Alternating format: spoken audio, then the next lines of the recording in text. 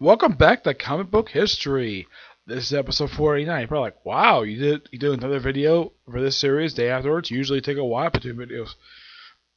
That normally is true, yes, but this I wanted to do. But I was going to do this 48, but I wanted to talk about New Warriors first. The group that the Richard Red Nova was part of throughout the 90s up until 2000s. Alright, now, we're going to talk about his successor. A character who has gotten mixed reception since his debut.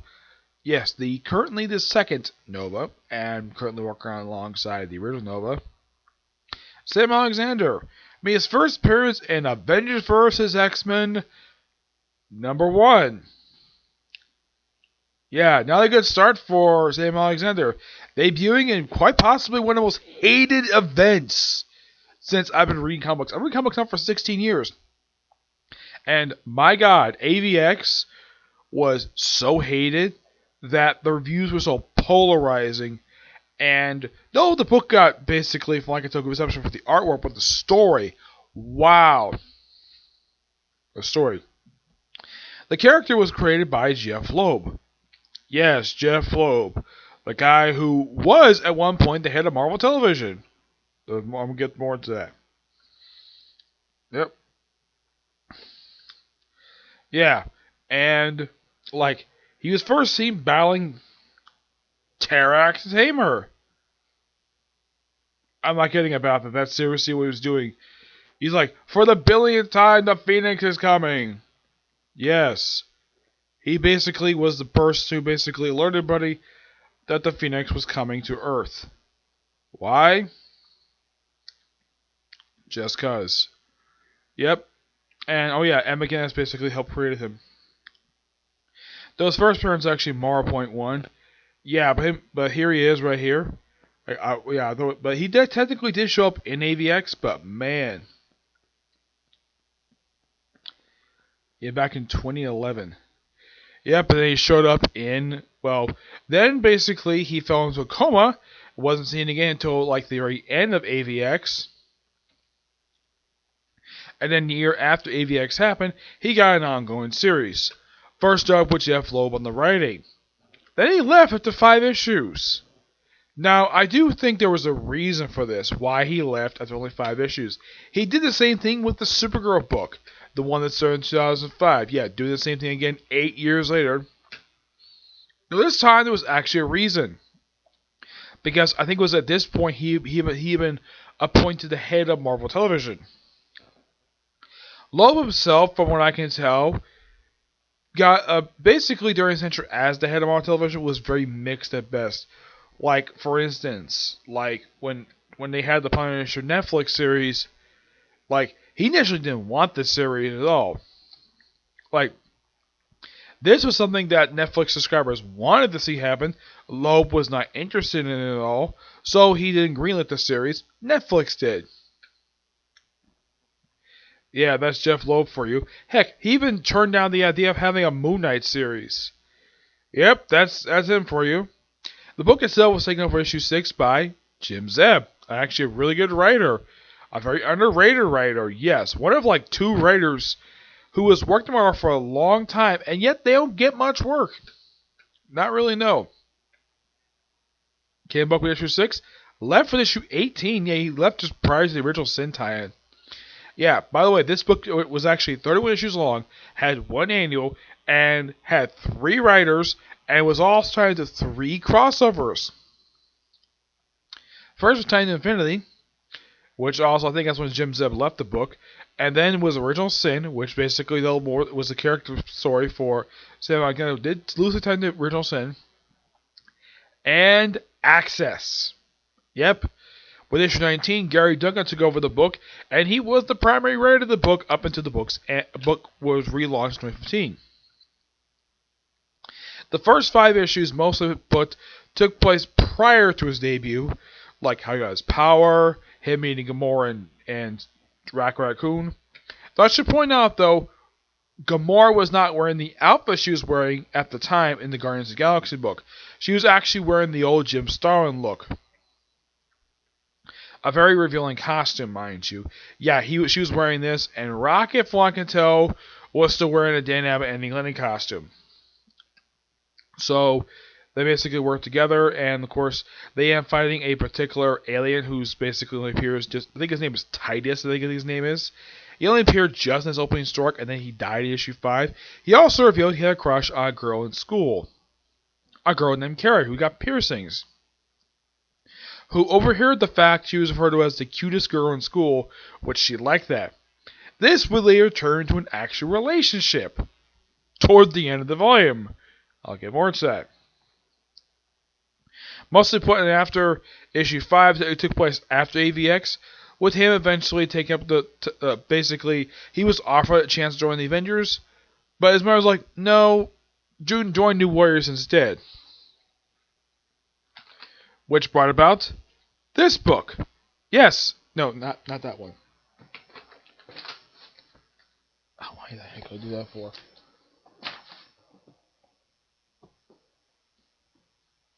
Ugh.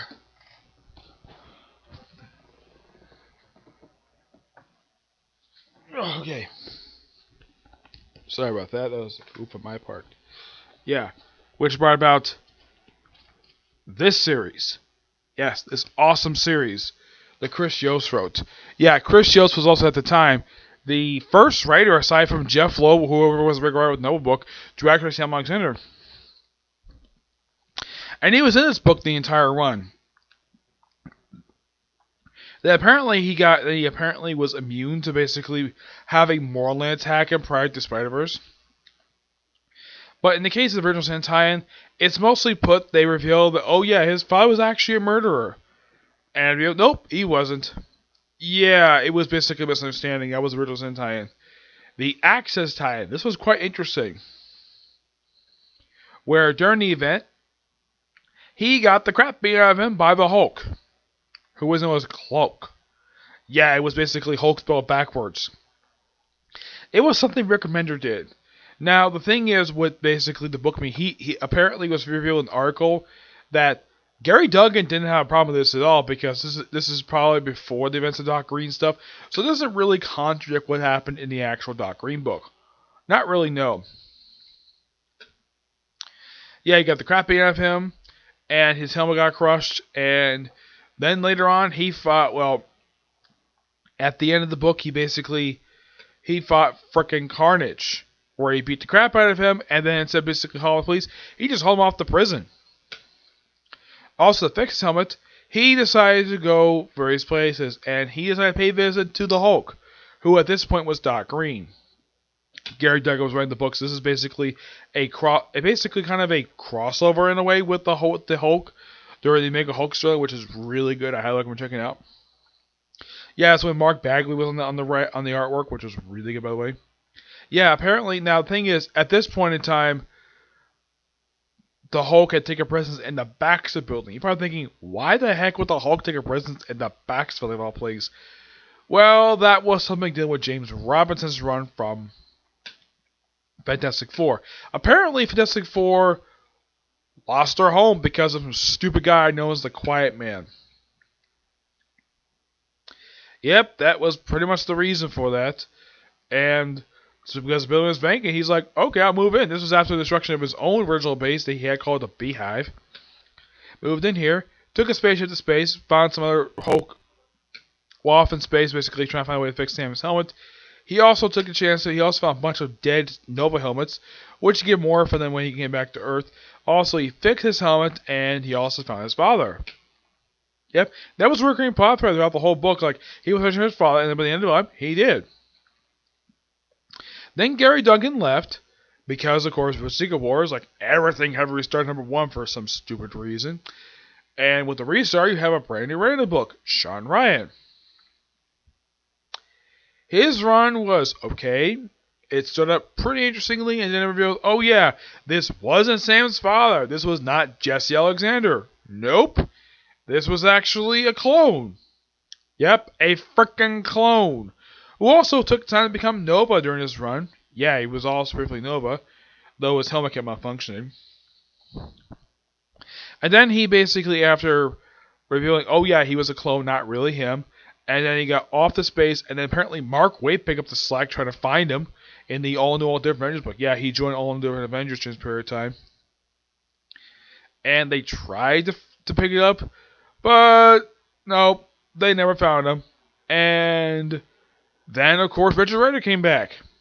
Yep, toward the end of the volume, they had this thing where apparently, like, Sam Alexander got Richard Rider out of the Cancerverse, though they did defeat the Force of the Cancerverse, and he came back to life. Hooray! He was dead for 6 years. Also, during this volume, something really weird, interesting happened. Like, okay, so aside from his mother and his sister, and his girlfriend, he apparently got more high school friends, something that they never really explored before because he was off basically doing whatever. And they apparently gave him a new girlfriend for some strange reason. I have no idea why the heck they did this for. Like, oh, new girl, take her to the mall, take her on a date, despite the fact he has a girlfriend. Yes, for some strange reason, Carrie was written out of the book. Sean Ryan apparently just didn't care to have this character featured in the book, so he created this apparently new love interest, despite the fact he had a thing for this girl, Carrie. By the way, she appeared for one issue of this entire run. Was a relationship brought up? Nope, it wasn't. As far as I can tell, this relationship has been forgotten about. Also, it was very implied he had a thing for Kamala Khan, aka Ms. Marvel, when they actually met in that prelude that helps up the All New All Different Avengers, which is a damn good book, by the way. And then, of course, like with the return of Richard Rider, I guess Marvel decided, okay, let's restart the book, despite the fact the book was just restarted just the previous year for some strange reason. And they picked the wrong creative team for the book. Which creative team they picked? Oh, they picked the creative team from Groot. A creative team that probably nobody liked. The Groot book wasn't terrible per se, but not this book. The artwork was not very good on this run. And the book got canceled. After 7 issues. Marvel did something the fans wanted for years, which was to resurrect Richard Rider. And they ended up canceling the book. Yep. I'm like, really? Like, Marvel did what you wanted them to do, and then you canceled the book. Yep. But what has Sam been doing since then? Well, he did later on in 2016 decide to form the Champions at the Civil War II. With Miles Morales, Kamala Khan, the totally awesome Hulk, Amadeus Cho, and Viv Vision. Yep. Also, Sam, Kamala, and Miles all quit the Avengers because apparently they didn't want to help out some small business. Like, they said, oh yeah, that's not their job. I'm like, really? By the way, the Champions book at the time was written by the same guy who wrote Avengers, Mark Waid, with Roberto Ramos on the artwork. Yep, and this was the creative team of the book for the first 18 issues. With issue 2, they added Cyclops. Well, not the adult Cyclops. Oh no, they added the Time Dispatch Cyclops to the team. And this was pretty much the lineup throughout the first 18 issues. And then toward the end of the run, they actually added more people to the team. They changed it to Zeb Wells, who pretty much was I think he was Zeb Wells. Yeah, they changed it to a different writer, like right after Mark Waid and Ramos left the book. Yeah, it was, let's see.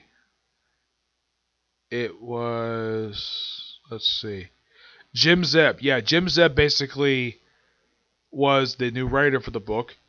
And yeah, this was pretty much the roster. Like, but after Cyclops joined the team, he left once, of course, well, Mark Waid and Roberto Ramos left the book. And then with new writer, Zeb Wells, he added Ironheart, Wasp, and Snowguard. Yep. That's who he added to the team. And then, well, with the book's relaunch, they added Falcon. This is, of course, not the same. This is not the Sam Wilson. This is the Joaquin Torres one. The New Patriot, Locust, or formerly Red Locust, Bombshell, yes, Bombshell, Pinpoint, and Dust. And they also had a reinforcement roster. Now, some of these characters basically were characters from featured previously, like one character, Cloud9. Very initiative series. Very surprised to see she was basically part of the reserve. There's also Scout, Moon Girl, Prodigy, Red Dagger, and Silk. Yep.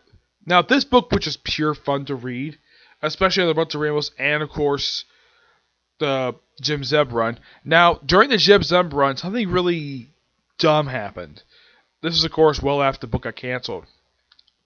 So, during the Infinity Wars event, this was, of course, a couple years ago, they were off in space dealing with the return of an old Nova villain. Also, took time about freaking Thanos. Apparently, what wasn't Thanos, was a different villain. So, apparently, Scott Ascent, you are thinking, who the heck is this guy? He is a character created by Gary Duggan for his run for Deadpool. And he joined the Nova Corps around issue 30 of the previous. He joined toward the end of his original run of the book. Well, toward the end of his run that he had prior to leaving, with, of course, the start of basically Scott Young's run of the book. Mm-hmm. He apparently decided, oh yeah, because Sam didn't receive supposedly some training, despite the fact he's using the helmet for several years, he decides, oh yeah, I'm gonna take a look at your helmet, and then he's like, bye. So he said to keep because apparently it's the property of Nova Corps, despite the fact Sam has been using it at this point for 6 years. This by far, in my opinion, and probably a lot of people agree with me, this was a dumb move on the part of Marvel to do by taking away his helmet. Don't worry, he got back. Don't worry, he got back toward the end of the next fight for the series. Though they have also gone forward with Weird World during the latter half of this book, like right after Infinity Wars. Yeah, where he got powers again, then he lost, then he went home. Then eventually he teamed up with the woman who was going to kill him anyways to basically steal back his helmet, which apparently got in the hands of the Thieves Guild for some reason. Yeah, somehow Thieves Guild got their hands on a helmet that was off in space. Then when Sam basically decided to keep the helmet, Skynet basically went back empty-handed. And what has basically Sam done since they got helmet back? Not much. Still basically beat up bad guys as part of the Champions. Though the Champions book currently is involved with the stupid Outlawed event. Yeah, and then of course the most interesting happened in the most recent issue of Champions. Champions decided to seek asylum in Kurota. Because Scott Summers is the next member of the Champions, he decided to grant him asylum. Well, basically, most members of the Champions, Sam was there too. And that's been pretty much it. He's just basically part of the Champions this period of time. Yeah, not a lot basically dealt with him. For some reason, Marvel does not want to give him a series again. And it's been, about 3 years since the end of this title? Yeah, surprisingly, it's been 3 years. And they haven't done a lot with him in the last couple of years. Like, ever since he got back his helmet at the end of Champions Volume 3, they just really haven't done a lot with him at all. Not really. Though I also, at the start, I should point out the other side of the current volume, apparently because of Camilla's Law, a really stupid thing, Champions lost their base, so they could get another base. Apparently they lost their big vehicle that they had that Jim Zeb introduced at the start of his run for the book.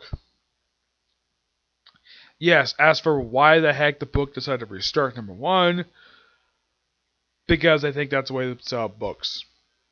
Yeah, this by far, like in the case with the Nova book, in case you're curious, that's my niece crying, I'll probably take every minute.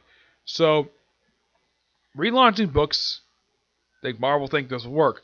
No, it never works. Yes, restarting books number one is an absolutely stupid idea. Luckily out this year we haven't really got, well, we did kind of get that with Iron Man, but that was expected because of Iron Man 2020. But I kind of wish we got another Nova book. Because he's a great character. Just call it simply Novas, or just give basically both Novas their own freaking book. Do something with damn characters. Because you're just having two great characters doing nothing but being group books. Like in the case of Richard Rider, he's off in the Guardians book, but from the great mind of Al Ewing. In the case of Sam Alexander, he's off in Champions, and the book is written by Eve Ellering. I don't know if these two were related or not. I don't know. But Champions is good, except that the Outlaw stuff is really stupid. Yeah, but not much else to say about this book. It's good. Well, in the case of Nova, he's a good character. And, of course, he was featured outside of the comic books in Ultimate Spider-Man. Yep, they featured him. And they decided to put him in the Richard Rider suit, despite the fact that it was not a suit in the comic books. Also, he's a Black Nova. For some reason, they put him in that outfit instead of basically his actual outfit, which made no freaking sense at all. Yeah, so... Yeah, I think like right after the series ended, they pretty much did nothing with the character animation was. That was his first animation appearance, and I don't think anything has been done with him. I mean, he's a good character, even outside the comics. Oh, I forgot to mention this when it comes in for New Warriors. Now, New Warriors 3, 4, and 5, they're in trade. 2 is actually not in trade. 1 is about half the volumes in trade. Nova, on the other hand, only volumes 4 through 7 are in trade. 1 actually is in trade. The only volumes not in trade are 2 and 3. But yeah, not much else to say about Semi-Alexander Nova. Good character. Like in the case of Richard Rider, I kind of wish Marvel would do something with the character. Okay, so that's it for Sick Review. Now, my next video for this series, my 50th video for this series, what am I going to do? How about discuss an artist who passed away last year? Well, my favorite comic artist, a guy who I never got a chance to meet before he passed away, Steve Ditko. I'll discuss him in episode 50, and for the next episode, I'll discuss some of his creations that he basically was known for creating. But see you next video. Bye.